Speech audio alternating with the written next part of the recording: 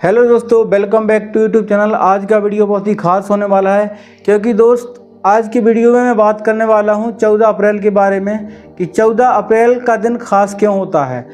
क्योंकि 14 अप्रैल को हमारे बाबा साहब भीमराव अंबेडकर जी का जन्म 14 अप्रैल 1891 को महू में हुआ था और समाज सुधारक के साथ साथ और एक मंत्री पद के कार्य पर भी इन्होंने शास्त्रीय मंत्री पद के कार्य पर भी काम किया। उस ज़माने में जब किसी को इस शिक्षा का पता नहीं होता था और इन्होंने उस समय इतनी सारी डिग्रियां हासिल विदेशों से हासिल कर ली, तो भाई कितना टैलेंट हुआ होगा इस बंदे में। तो इसी के बारे में बात करने वाले हैं क्योंकि यदि बाबा साहब जी के द्वारा जो संविधान बनाया गया है तो वह सभी कैटेगरी के लोगों जैसे SC, ST, OBC तथा जनरल कैटेगरी के लोगों को भी इसमें बहुत सारा लाभ प्राप्त हुआ। क्यों? क्या जनरल कैटेगरी में लोग गरीब नहीं होते हैं, उनका शोषण नहीं होता था? तो ये सब के लिए समान रूप से कानून लागू किया गया था। जो संविधान में धाराएं 395 उस समय बैठे थीं, आज कुछ हटा दी गई हैं, कुछ जोड़ दी गई हैं। वो अपने हिसाब से मैनिपुलेशन चल रहा है, लेकिन अपना तो भाई फर्ज बनता है हमारा, आपका, सबका कि 14 अप्रैल के दिन को अच्छे तरीके से मनाएं, के साथ एक दूसरे के गले मिलें, ना कि दारू पीकर और उल्टी सीधी हरकतें करें। क्योंकि कुछ लोग कानून का मिसयूज भी करते हैं। मैंने कई बार देखा है कई महिलाएं अपने पति के लिए ही कानून का उपयोग कर लेती हैं, जबकि कोई बड़ी बात नहीं है।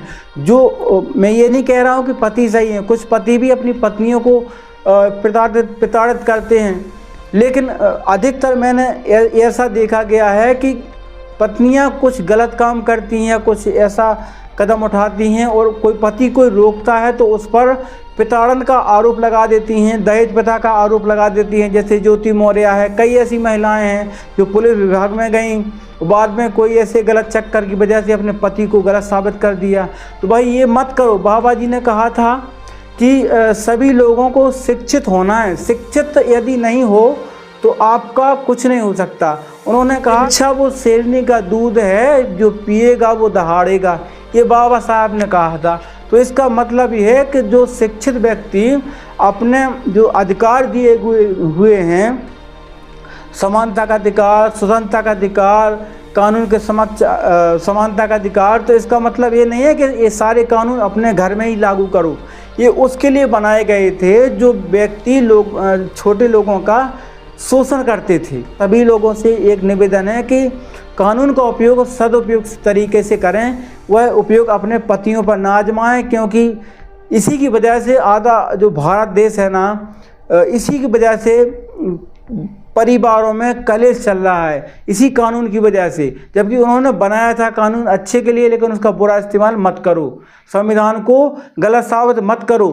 क्योंकि जो कहते हैं कानून तो अंधा होता है, कानून को दिखता नहीं है, उसे केवल गवाह और सबूत चाहिए तो किसी को भी कुछ कहा कर दिया जाता है, ऐसा होता है। तो दोस्तों 14 अप्रैल को अच्छी तरीके से मनाएं। हमारी तरफ से हार्दिक सभी को शुभकामनाएं और ज़्यादा से ज़्यादा इस वीडियो को शेयर करें, जिससे लोगों में जागृति आ सके और अपने बच्चों को शिक्षा से जोड़ सकें। क्योंकि अधिकतर लोग ऐसे हैं बच्चों को संस्कार नहीं देते हैं। अकेली शिक्षा की वजह से देश नहीं चल सकता, संस्कार भी होना चाहिए। क्योंकि माँ बाप के प्रति यदि बच्चे की आस्था नहीं होगी तो देश कैसे चलेगा यार।